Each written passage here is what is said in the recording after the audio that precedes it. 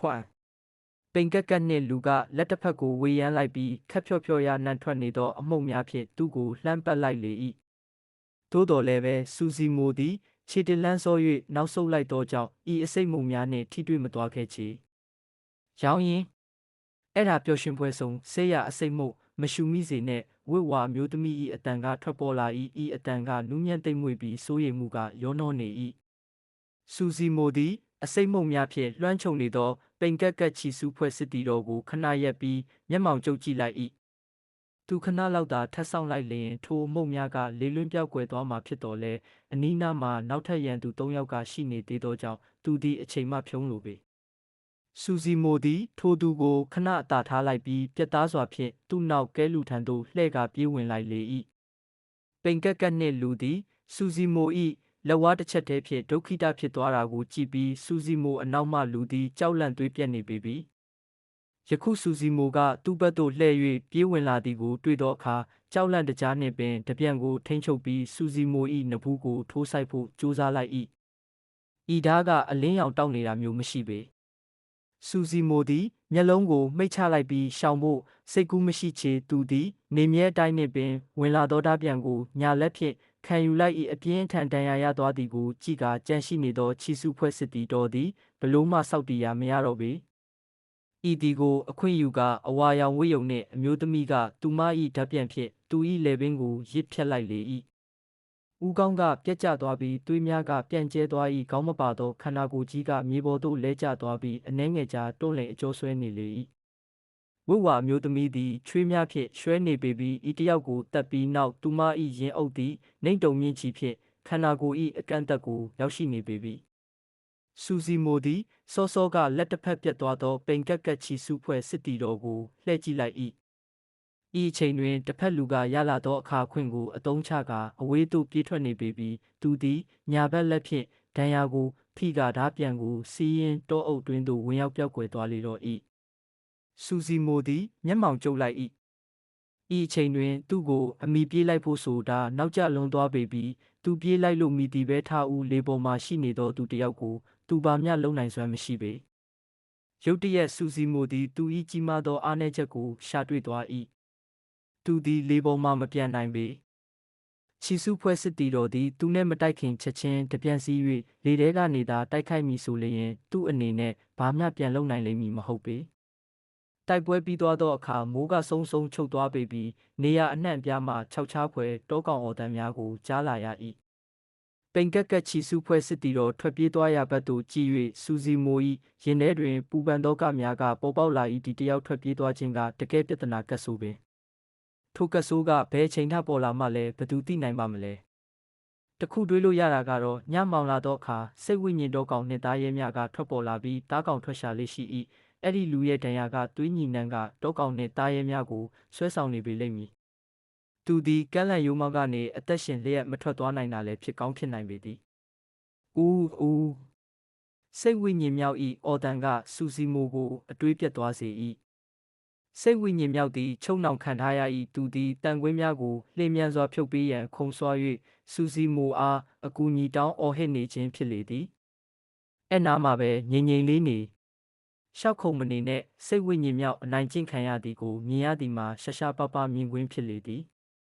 စူစီမိုသည်တမင်ပင်မတိချင်ရောင်ဆောင်ကတေဆုံးပြီးသားရုပ်လောင်းများနာသို့သွား၍သူတို့ကိုမှတူလောင်အိတ်ငယ်လေးများကိုကောက်ယူသိမ်းနေလိုက်လေ၏အဲ့ဓာတွေကဘာဆိုတာသူတေချာမသိတော့လဲဤတူလောင်အိတ်ငယ်လေးတွေထဲမှာအဖိုးတန်ပစ္စည်းများပါနိုင်တာကိုသူခံမှန်းမိလေ၏စူစီမိုသည်မြေပေါ်တွင်ကျနေသောဓာပြန်တစ်ချောင်းကိုကောက်ယူလိုက်၏ဤဓာပြန်ဤပုံစံကနည်းနည်းတော့ထူးရင်းတွင်လွန်စွာထက်ရှာသောဓာသွားတာပါပြီးလက်ကင်နေရမပါရှိတာမန်လူများအနေနဲ့ဘင်းကိုကင်တွယ်ဖို့ရာအဆင်မပြေနိုင်ပေသို့တော်လည်းစူစီမိုအတွက်ကတော့ကိစ္စမရှိပေစူစီမိုသည်ဓာကိုလက်ချီတက်တက်ဖြင့်ကင်လိုက်ပြီးစိတ်ဝိညာဉ်မြောက်ရှိရာသို့ရှောက်သွားလိုက်၏ထို့နောက်သူသည်ချုပ်ချိန်နှောင်ထားသောတန်ကွင်းများကိုရွယ်၍ပြင်းထန်စွာခုတ်ချလိုက်လေ၏ချွမ်းမိဘွားများစွာထွက်ပေါ်လာကတန်ကွင်းကအစင်းရလေးသာထင်ပြီးကျိုးဘဲမှသွားချေစူစီမိုမျက်မှောင်ကျုပ်လိုက်၏ပြဿနာပဲဖြစ်နိုင်တာကတော့တပြန်ကမထက်လို့မဟုတ်ပဲ မှန်ကန်စွာသူအသုံးမပြုတတ်လို့ဖြစ်တန်ရာ၏စူစီမိုတယောက်အတွေးရရင်ကြောနှင်းမျောနေစဉ်မှာပင်ဝတ်ဝါအမျိုးသမီးကတဖြည်းဖြည်းသူ့အနားကပ်လာပြီးကျမကအစူရမြူးနှင်းလွှခိုင်းကရောင်ရွှေပါကျမအတွက်တိုက်ခိုက်ပေးပြီးအသက်ကယ်ပေးခဲ့တဲ့အတွက်ကျေးဇူးတင်ပါတယ်ရှင်ဟုနူးညံ့ညင်သာစွာပြောလိုက်လေ၏စူစီမိုသည်စိတ်ဝိညာဉ်မြောက်၏ခြေလက်များရှိတန်ခွေးများကိုဘလို့ဖြုတ်ရမလဲဟုစဉ်းစားရခက်နေသောကြောင့်ရောင်ရွှေကိုတစ်ချက်သာမော့ကြည့်ပြီးဘာမျှပြန်မပြောချေရောင်ရွှေသည်တခဏမျှစဉ်းစားပြီးနောက်ရောင်ရင်တင်ကဒီတောကောင်ချုံနောင်ကြော့ကွင်းကိုဖြုတ်ချင်တာမလားကျမကူညီပေးပါရစေဟုပြောလိုက်၏စူစီမိုသည်ရောင်ရွှေကိုတစ်ချက်ကြည့်ပြီးနောက်သဘောတူလက်ခံလိုက်လေ၏ရောင်ရွှေကသူမလက်ထဲမှဓာပြန်ကိုညင်သာစွာတစ်ချက်တောက်လိုက်၏ဓာပြန်ပေါ်တွင်အလင်းတန်းနှစ်ခုပေါ်လာပြီးမြူလွာများလည်းရစ်တိုင်းလာလေ၏စူစီမိုသည်တေချာစွာအကဲခတ်ကြည့်နေလိုက်၏စောစောတုန်းကပျော်ရွှင်ပွဲကလန်မှချီစုဖွဲ့စစ်တီတော်နှစ်ယောက်၏ဓာများတွင်အလင်းတန်းတစ်ခုစီသာပေါ်လေသည်သို့သောယခုရောင်ရွှေလက်ထဲမှဓာတွင်အလင်းတန်းကနှစ်ခုတောင်ပေါ်လေသည်ဒီအမျိုးသမီးလက်ထဲကဓာသည်အရည်သွေးပိုကောင်းအဆင့်မြင့်သည်မှာတေချာလေသည်ဓာသွားကလည်းပို၍ထက်ရှာလေ၏စူစီမိုသည်ရောင်ရွှေ၏လှုပ်ရှားမှုတိုင်းကိုတိတ်တဆိတ်လေးလာအကဲခတ်နေလိုက်၏ရောင်ရွှေကဓာပြန်၏လှုပ်ရှားမှုကိုအကွာအဝေးတစ်ခုမှထိန်းချုပ်ရင်းသူမ၏တေးသေးတွေ့တွေ့လက်ချောင်းလေးဖြင့်ရှေ့သို့အနှဲငယ်ညွှန်းလိုက်သောအခါဓာပြန်သည်စက်ဝန်းတနံလဲပတ်သွားပြီးတောင်ကောင်ချုံနောင်ကျော်ကွင်းကိုပြင်းထန်စွာခုတ်ပိုင်းချလိုက်လေ၏ချွန်းချွန်းထိခတ်တံများထွက်ပေါ်လာပြီးတောကောင်ချုံနောင်ကျော်ကွင်းကကျိုးပြတ်သွားလေတော့၏စိတ်ဝိညာဉ်မြောက်သည့်အချိန်အတန်ကြာချုံနောင်နှိပ်စက်ခံခဲ့ရပြီးယခုလွတ်မြောက်သွားသောအခါလုံးဝရှင်မြူးသွားလေ၏သူ့တန်ရာများမှသွေးများကတဆက်ဆက်ကျနေသေးတော်လဲအရေးဆိုင်မနေပဲပျော်ရွှင်စွာအော်ဟစ်နေလေ၏ကျေးဇူးတင်ပါတယ်စူစီမိုကရောင်ရွှေဘက်သို့ခေါင်းညှိပြောဆိုလိုက်၏ရပါတယ်အပန်းမကြီးပါဘူးရောင်ရွှေကပြုံးရင်းပြန်ပြောလိုက်၏ရုတ်တရက်သူမရင်ထဲတန်တရားတချို့ဝင်လာပြီးဒီစိတ်ဝိညာဉ်တော်ကောင်ကရှင်မွေးထားတာလားဟုမနေနိုင်စွာမေးလိုက်၏ဒီသားရေခြုံထားသောလူရိုင်းသည်စိတ်ဝိညာဉ်မြောက်နှင့်တည်တည်ကိုသူမပြောနိုင်လေသည်ဖြစ်နိုင်တာကသူသည်စိတ်ဝိညာဉ်မြောက်ကိုကယ်ဖို့ရာအတွက်ပျော်ရွှင်ပွဲကလန်သားခုနှစ်ယောက်ကိုဝင်ရောက်တက်ဖြတ်ခဲ့တာဖြစ်ပြီးသူမကိုကားခီးသွားဟန်လွဲကယ်လိုက်သည့်တင်မော့ပင်ကျင့်ကြံခြင်းလောကတွင်များစွာသောကျင့်ကြံသူတို့သည်သူတို့၏တိုက်ခိုက်ရေးကိုပိုတိုးလာစေဖို့အတွက်စိတ်ဝိညာဉ်တော်ကောင်များကိုလက်သက်မွေးထားလေရှိကြ၏စိတ်ဝိညာဉ်တော်ကောင်များသည်သွေးသစ္စာကျိန်ဆိုပြီးတာနှင့်သူတို့၏သခင်အပေါ်ဘယ်တော့မှသစ္စာဖောက်ရဲကြမည်မဟုတ်ချေသို့မဟုတ်ပါကကောင်းကင်၏အပြစ်ပေးခြင်းကိုခံရပြီးသွေးပြောင်းပြန်စည်းကချက်ချင်းလက်ငင်းတည်ရပေလိမ့်မည်ဤမေကုန်းကိုကြားပြီးနောက်သူကငါတငယ်ချင်းပဲဟုဆိုစီမိုကမျက်မှောင်ကျုပ်ခေါင်းခါရင်ပြောလိုက်လေ၏ရောင်ရွှေသည်မျက်တောင်ကိုပုတ်ခတ်လုပ်ရင်းပဟေလိဆန်စွာစဉ်းစားရကျက်သွား၏လူသားတစ်ယောက်နှင့်စိတ်ဝိညာဉ်တော်ကောင်တစ်ကောင်ကဘလို့တငယ်ချင်းဖြစ်သွားတာလဲစဉ်းစားလို့တောင်မရဲရှေးခေတ်ကလေးကလူသားများနှင့်တားရဲများသည်မတူညီသောလမ်းစဉ်ကိုရှောက်လန်းခဲ့ကြပြီးအကြိမ်များစွာခိုက်ရန်ဖြစ်ပွားခဲ့ကြ၏သူတို့၏ဆက်ဆံရေးကကြာလေဆိုးသက်ထက်ဆိုးလာခဲ့ကြ၏သူတို့ပေါင်းတင်ဆက်ဆံနိုင်သောပုံစံတစ်ခုသာရှိပြီးမြင်းမှာတခင်နှင့်ကျွန်းဟူသောဆက်ဆံရေးသာဖြစ်ကာကျွန်းလုံးရမည်သူကဘယ်တော့မှတစ္ဆာမဖောက်ပါဟုတွေးတစ္ဆာကျိန်ဆိုရပေမည်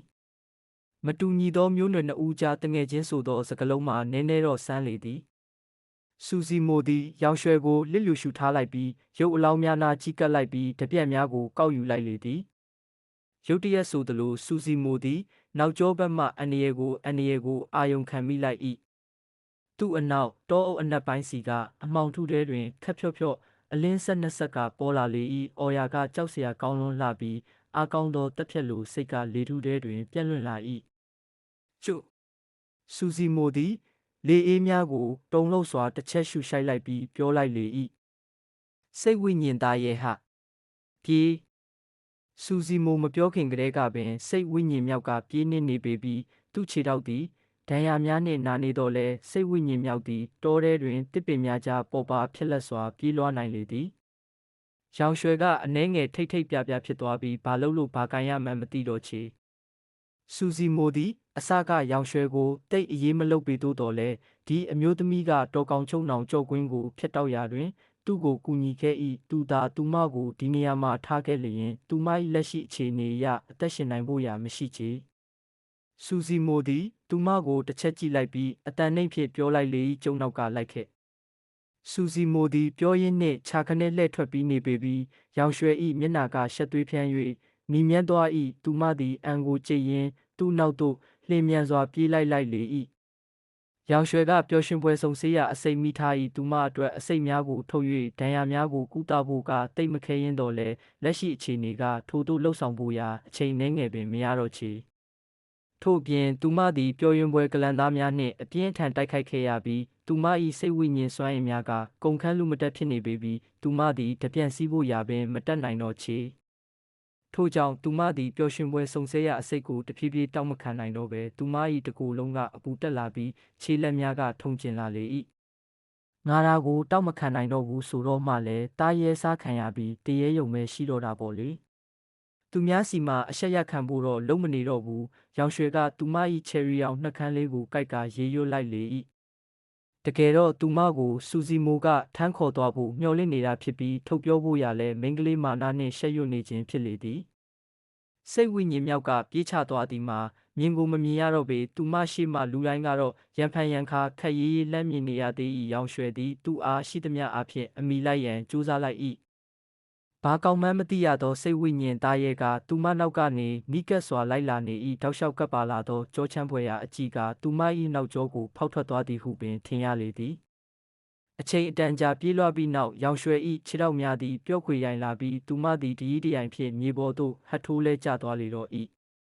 သူမသည်တားရဲလက်တွင်ကျဆင်းရတော့မည်ဟုစိတ်ကိုပြင်ဆင်ထားတော်လဲပဲတကယ်မှာတော့တဆစီဆုပ်ဖြဲအစားခံရတော့မှာကိုတွေးမြင်ကလွန်စွာကြောက်လန့်တုန်လှုပ်လာလေ၏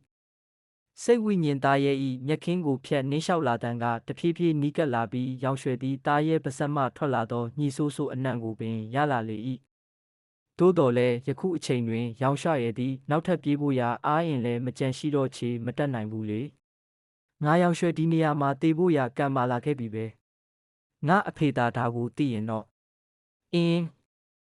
ရောင်ရွှဲသည်အားအင်လုံးဝကုန်ခန်းနေပြီဖြစ်တော်လဲစူးစား၍မတ်တက်ရက်လိုက်၏သူမသည်ဝမ်းနည်းပက်လက်ပရိဒေဝပူဆွေးမှုဖြင့်မျက်ရည်များကတိတ်တဆိတ်စီးကျလာလေ၏တရားတော်မီဟုစိတ်နှလုံးတုံးတုံးချလိုက်သည့်အချိန်ကလေးမှာပင်တန်မာသောလက်တစ်ဖက်ကသူမကားပေါ်သို့ရောက်ရှိလာလေသည်ထို့နောက်သူမဲခန္ဓာကိုယ်သည်ပေါ်ပါသွားပြီးတစုံတစ်ယောက်ကသူမကိုအဝေးသို့တည်ဆောင်သွားလေ၏ရိုင်းပြသွားရင်ခွင့်လွတ်ပါအမိအခြေအနေရလိုအပ်လို့လုပ်ရတာပါအမျိုးသားတစ်ယောက်၏အတန်ကသူမနာတဲ့သို့တိုးဝင်လာ၏ရောင်ရွှဲမျက်လုံးကိုစူးစားဖွင့်ကြည့်လိုက်သောအခါစူစီမိုမျက်နှာကိုဘေးတိုက်မြင်လိုက်ရ၏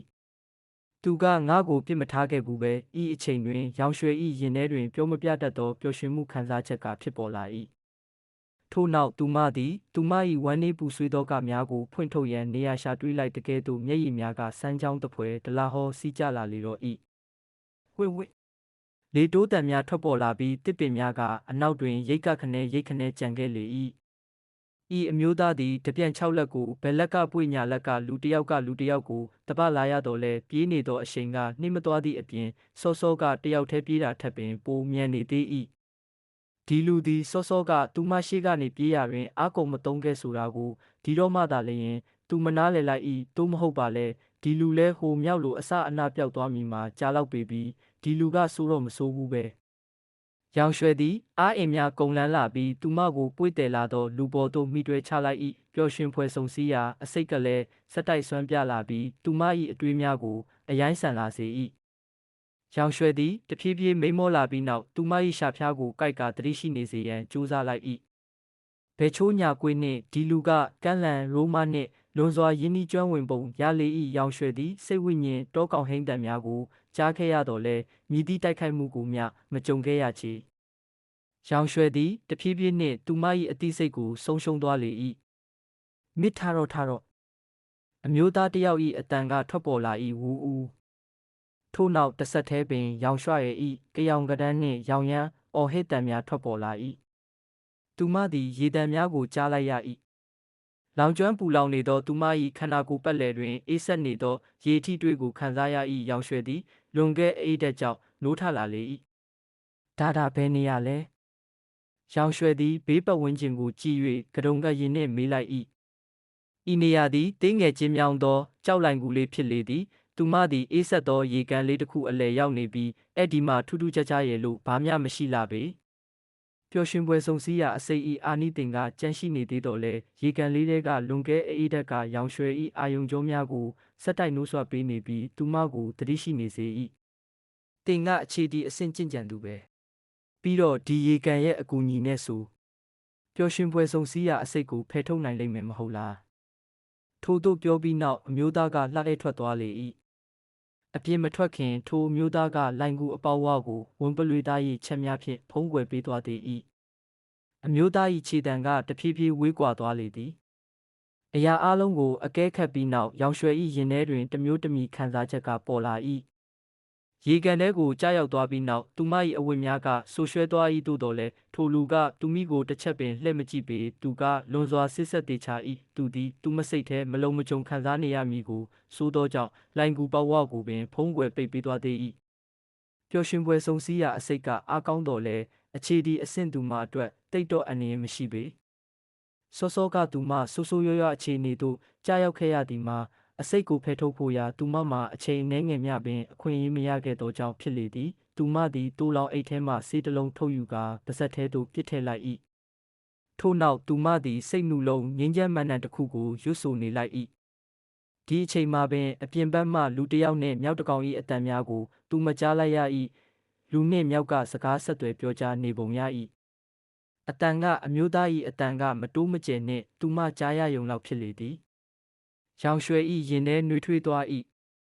ဒီလူကသူသည်လိုင်ကူပြင်ဘက်၌သာနေသည်ကိုသူမအားတစ်ဖက်လက်နှင့်အတိပေးနေခြင်းဖြစ်လေ၏သူသည်သူမနှင့်မနီးလုံးမဝေးလွန်သောနေရာတွင်ရှိနေ၏ထို့ကြောင့်သူမသည်ဒဏ်ရာများကိုစိတ်ချလက်ချကုသနိုင်လေ၏ဒီလူကစိတ်တော်ဝင်စားเสียပဲရောင်ရွှဲကအပြစ်ဆိုเสียမရှိနူးညံ့လှပစွာပြုံးလိုက်လေတော့ဤစူစီမိုလိုင်ကူထဲမှလှမ်းထွက်လာသောအခါစိတ်ဝိညာဉ်မြောက်ကသူ့ကိုအပြင်ကနေစောင့်နေ၏စိတ်ဝိညာဉ်မြောက်ကလိုင်ကူထဲသို့လက်ညှိုးထိုးရင်းအော်ရယ်ပြနေ၏သူသည်စူစီမိုကိုတမူထူးခြားသောအမူအရာဖြင့်မျက်စိတစ်ဖက်ကိုမိတ်ပြလိုက်၏သူသည်ခန္ဓာကိုယ်ကိုရှေ့နောက်အကျိန်နှဲငယ်ပင်လှုပ်ရမ်းပြလိုက်သေး၏စူစီမိုကရေတံနှော၍ကျိန်ဆဲလိုက်၏တောက်မြောက်မင်းကတော့အကုန်လုံးကိုတိနေတော့တာတကယ်တော့စူစီမိုသည်ပျော်ရွှင်ဖွဲဆုံစည်းရာအစိတ်ကိုအရင်ကမကြားဘူးခဲ့တော်လဲဤအစိတ်ဤအာနိသင်အကျိုးသက်ရောက်ပုံကိုအကြမ်းဖြင့်တော့ခံမှန်းမိလေသည်ရင်းကစိတ်အာယုံကိုထွေပြားအရိုင်းဆန်သွားစေပြီးမိန်မောသွားစေပုံရလေ၏သူသည်ဆယ်စုနှစ်တစ်ခုကျော်အောင်စာပေများကိုသာလေ့လာခဲ့သောလူယဉ်ကျေးတစ်ယောက်ဖြစ်၏ဒုက္ခရောက်နေသောလူတစ်ယောက်အပေါ်သူဘယ်တော့မှအခွင့်အရေးယူမှာမဟုတ်ပေမင်းတန်ရာတွေကဘယ်နဲ့လဲစူစီမိုကမေးလိုက်၏စိတ်ဝိညာဉ်မြောက်ကဘာမှမပြောပါတော့ပါဘူးဆိုတော့အတိတ်ပဲနှင့်လက်ကပြလိုက်၏စိတ်ဝိညာဉ်မြောက်၏ခန္ဓာကိုယ်ကအံ့ဩဖို့ကောင်းလောက်အောင်ပင်အနာကျက်နှုံးမြန်ဆန်ပြီးလွန်မင်းစွာတန်မာလေသည်ထိုတန်ရာများကရက်အနှဲငယ်ဆိုအားလုံးပြန်ကောင်းသွားနိုင်၏တခဏကြာစကားမပြောဘဲတိတ်ဆိတ်နေပြီးနောက်စူစီမိုကညင်သာစွာဖြင့်ငါဒီကနေထွက်သွားရတော့မယ်ဟုအလေးနဲ့ပြောလိုက်၏အိုးစိတ်ဝိညာဉ်မြောက်၏မျက်လုံးများကပြူးကျဲသွားပြီးအနှဲငယ်ချီတုံချတုံဖြစ်သွား၏သူသိခဲ့ရသလောက်ဆိုစူစီမိုကသူ့ပုံစံသူ့အနေထားနှင့်အတော်လေးဆင်တူလေ၏သူတို့သည်ကမ်းလန်ရိုးမနေထိုင်ကြပြီးမြည်သည့်အနှောင်အဖွဲ့နောက်စတင်းစရာများမရှိဘဲစိတ်แท้ရှိသလိုလွတ်လပ်ပေါ်ပါစွာလောက်ကင်ပြုမှုခဲ့ကြလေ၏စူစီမိုကပင်ရမ်းမြို့ဘက်သို့ညွှန်ပြရင်းကမ်းလန်ရိုးမကနေကီလိုမီတာအနည်းငယ်အကွာအဲ့ဒီဘက်မှာမြို့ငယ်လေးတစ်မြို့ရှိတယ်ငါရဲ့အိမ်ကအဲ့ဒီမှာပဲငါခုအိမ်ပြန်ရတော့မယ်ဟုပြောလိုက်၏စိတ်ဝိညာဉ်မြောက်ကရှောက်အော်နေတာကိုရက်တက်လိုက်၏မျက်ရည်များကရေဝိုင်းလာပြီးအနှဲငယ်ဝမ်းနေနေပုံရ၏သူသည်တစ်ဖက်သို့လှည့်ကာသူ့ခန္ဓာမှဒဏ်ရာများကိုရှာနှင့်လျက်နေလိုက်၏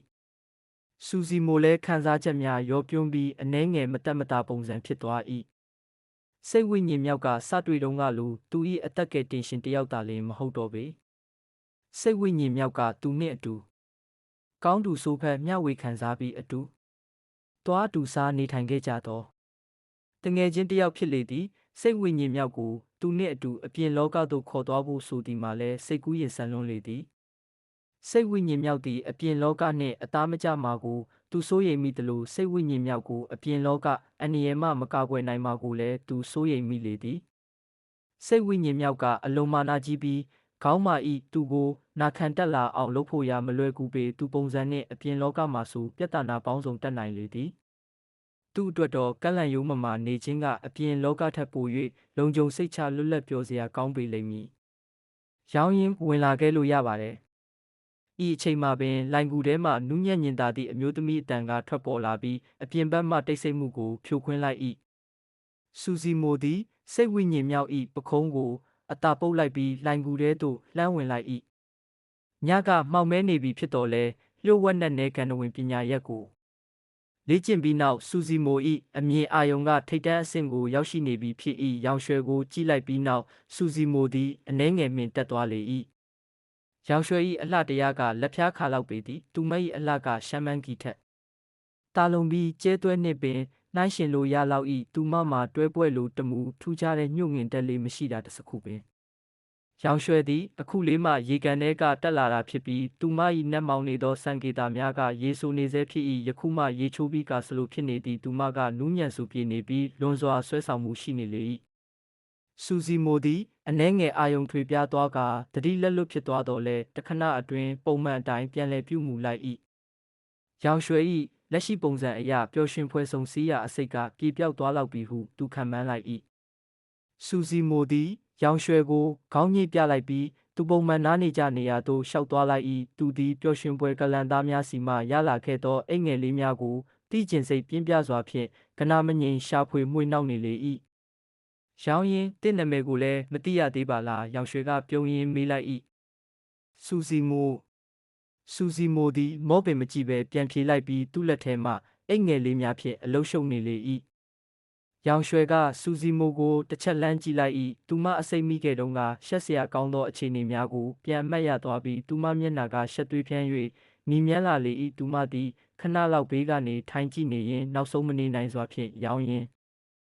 ရှင်ကကြင်ကြံသူမဟုတ်ဘူးမလားဟူ၍စကားစမေးလိုက်၏စူစီမိုကလှုပ်လက်စ်ကိုခဏနားလိုက်၏သူသည်ရောင်ရွှဲကိုမျက်လုံးချင်းတစ်ချက်စုံကြည့်ကကျုပ်မှာစိတ်ဝိညာဉ်ရင်းမြင့်မရှိဘူးဟုတည်ငြိမ်စွာပြောလိုက်၏ဤစကားကိုကြားရချိန်တွင်ရောင်ရွှဲ၏မျက်လုံးထဲတွင်အထင်အမြင်သေးခြင်းအရိပ်ရောင်အနှဲငယ်များမရှိပေထို့အစားအံ့ဩမှုနှင့်နှမြေတတစိတ်အနှဲငယ်သာရှိလေ၏သူ့အတွက်ဤအမူအရာကရောင်ရွှဲနှင့်ပတ်သက်၍အကောင်းမြင်စိတ်ကိုဖြစ်ပေါ်စေ၏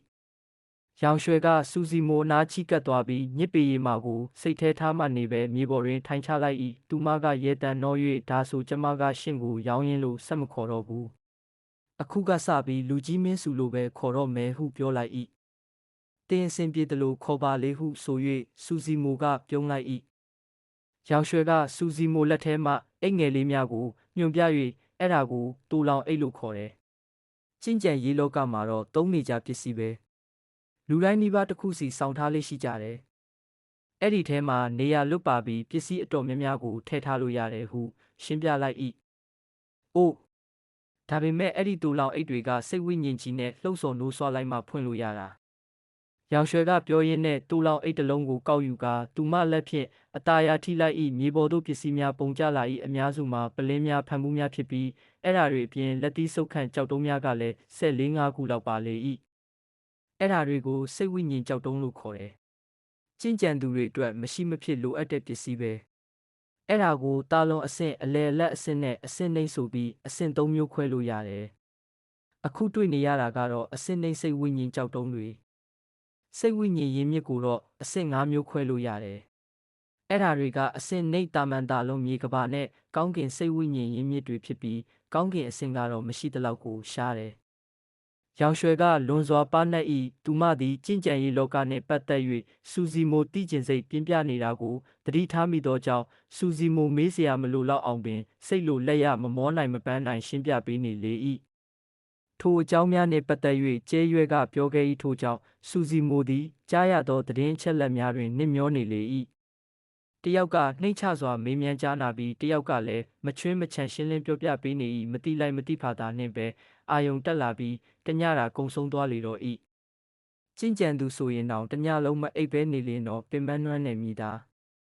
စူစီမိုသည်တောင်းပန်သလိုကြည့်၍ထရက်ကမျက်ရှောင်ကျင့်ကြံရေးလောကအကြောင်းအရာတွေကိုမချွင်းမချန်စိတ်လိုလက်ရပြောပြပေးတဲ့အတွက်ကျေးဇူးတင်ပါတယ်ကျုပ်အတွက်အများကြီးအကျိုးရှိခဲ့ပါတယ်ဟုပြောလိုက်၏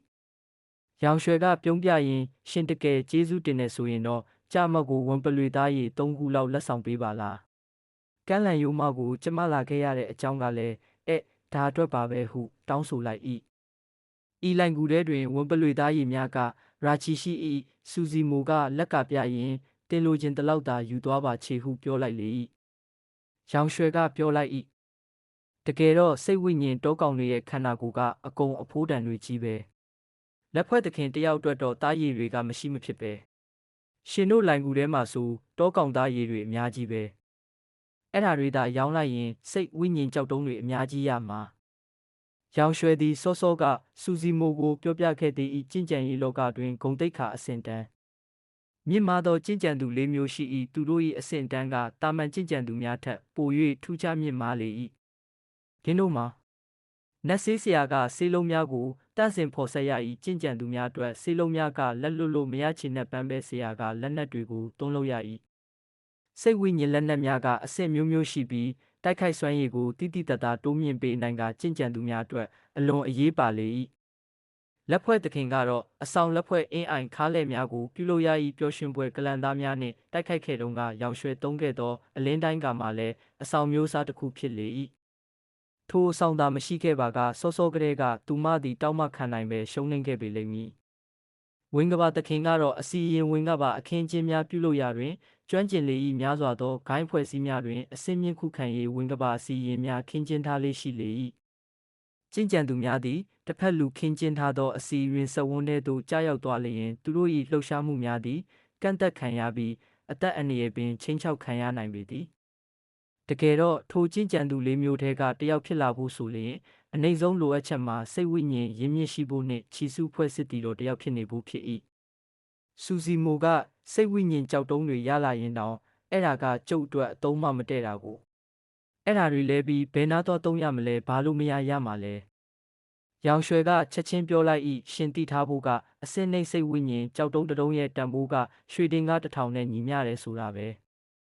ကျင့်ကြံရေးလောကတချို့ကုံသွယ်ဖလှယ်ရေးအိမ်တော်တွေမှာဆိုစိတ်ဝိညာဉ်ကြောက်တုံးသာအလုံးလောက်ရှိရင်အမျိုးမျိုးသောပစ္စည်းလက်နက်တွေကိုလဲလှယ်ယူလို့ရတယ်မင်းတက်နိုင်ရင်ကိုလှုပ်ချင်တဲ့အလုပ်တစ်ခုအတွက်ချီစုဖွဲ့စစ်တီတော်တွေကိုတောင်ငှားပြီးခိုင်းလို့ရတယ်ချီစုဖွဲ့စစ်တီတော်ရဲ့အဆင့်ကမြင့်လေလေငှားရမ်းခါကလည်းပိုများလေလေပေါ့ဤစကားကိုကြားပြီးနောက်စူစီမိုရင်ထဲအနှဲငယ်လှုပ်ရှားသွား၏ဒါဆိုရင်ဒီစိတ်ဝိညာဉ်ကြောက်တုံးတွေကသူ့ဟာနဲ့သူတော့အသုံးတေတာပဲတခဏမျှစဉ်းစားပြီးနောက်စူစီမိုကမေးလိုက်၏ပျော်ရွှင်ပွဲခုနှစ်ဖော်ကဘယ်အဆင့်တွေမှာလဲ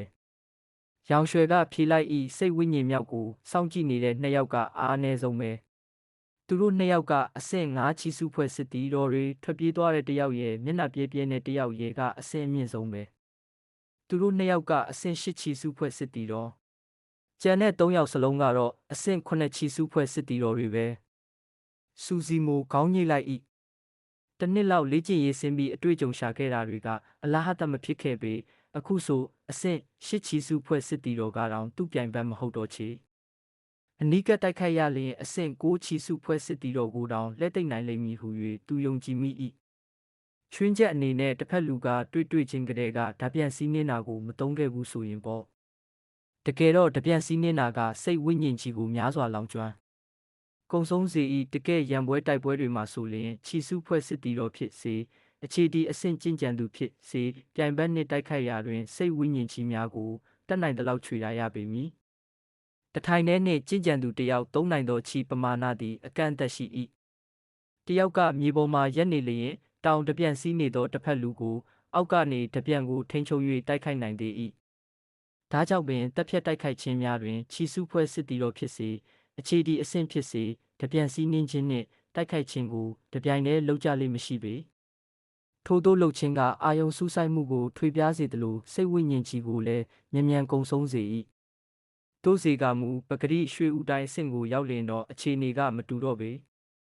ေပကတိရွှေဦးတိုင်းအဆင့်၏အာသာချက်များတဲ့ကတစ်ခုမှာတပြန်သို့မြည်သည့်ပြင်ပပစ္စည်းကိုများမမိခိုးပဲလေထဲမှာဒီတိုင်းပြန်နိုင်ခြင်းဖြစ်လေသည်ဒီပစ္စည်းတွေကိုကျုပ်ကဘယ်နေရာမှာတွားရောက်ရမှာလဲစူစီမိုသည်မနေ့ကပစ္စည်းအတော်များများရလိုက်၏သူသည်တိုးလောင်အိတ်6ခုကိုရလိုက်ပြီးရင်းတို့ထဲတွင်စိတ်ဝိညာဉ်ကြောက်တုံးကြီးပဲခု200ကျော်လေ၏ထို့အပြင်ဓာတ်ပြန်များနှင့်ဆေးလုံးများလည်းပါဝင်လေ၏ရောင်ရွှဲကပြောလိုက်၏မဟာကျိုးအင်ပါယာနိုင်ငံတော်မှာဆိုရင်အကြီးဆုံးကုံသွယ်ဖလှယ်ရေးအိမ်တော်ကယတနာကောင်းကင် အယောင်ပြခန်းပဲရတနာကောင်းကင်အယောင်ပြခန်းကကြင်ကြံသူတွေအတော်များများရှိတတ်တဲ့မြို့တွေမှာဆိုဆိုင်ခွဲတွေတွားဖွင့်ထားလေးရှိတယ်အဲ့လိုမျိုးတွေထဲကအများစုကတော့ရှင်ဘရင်တွေမင်းမှုတဲ့အင်ပါယာလက်အောက်ခံတိုင်းပြည်တွေကမြို့တွေပဲဒီနေရာမှာအနှဲငယ်ရှင်းပြချင်တာကစူစီမိုလက်ရှိနေသောမြို့ငယ်လေးပင်ရမြို့မှာကမ်းလန်မြို့တော်ခရိုင်မြို့အုပ်ချုပ်မှုအောက်တွင်ရှိပြီးကမ်းလန်မြို့တော်မှာဒါကီတိုင်းပြည်အတွင်းရှိမြို့များထဲမှတစ်မြို့ဖြစ်၏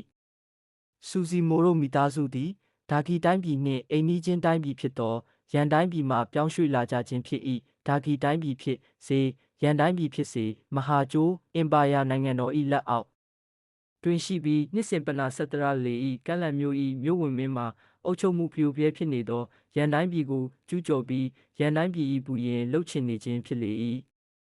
ရတနာကောင်းကင်အယောင်ပြခန်းလာစူစီမိုအနှဲငယ်တွေ့ဝေစွာမေးလိုက်၏ကမ်းလန်မြို့မှာလည်း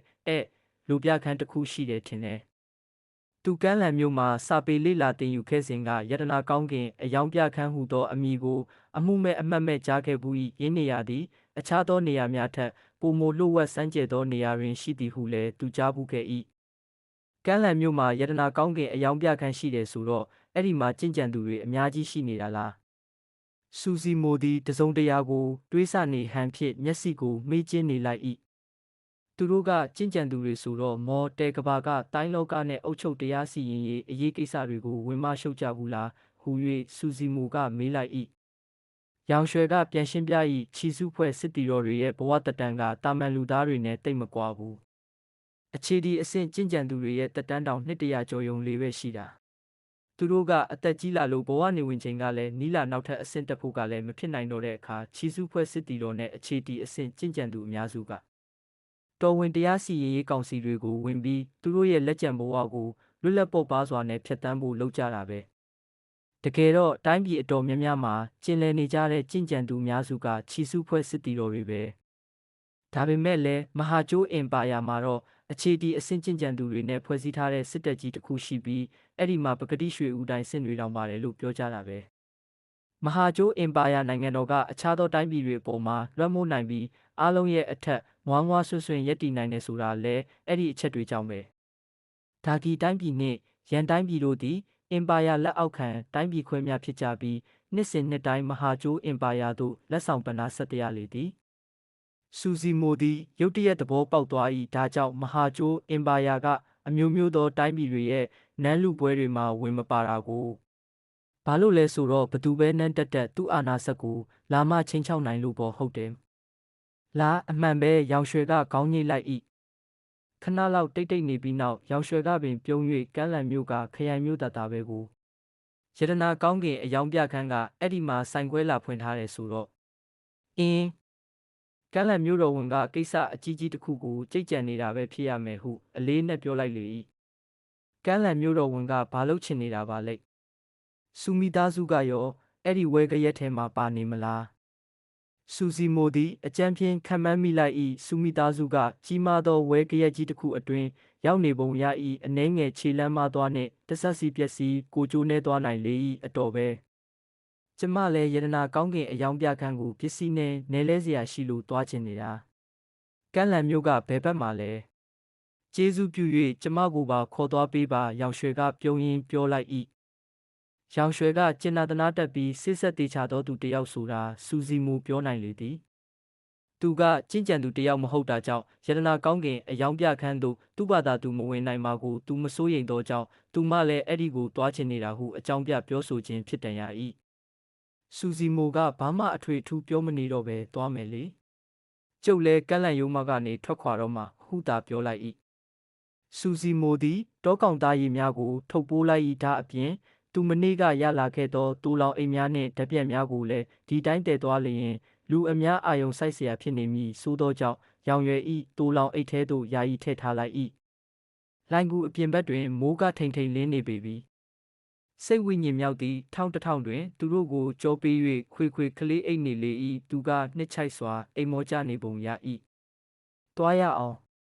သူ့ကိုနှုတ်မနေပါနဲ့တော့ရောင်ရွှေကညင်သာစွာပြောလိုက်၏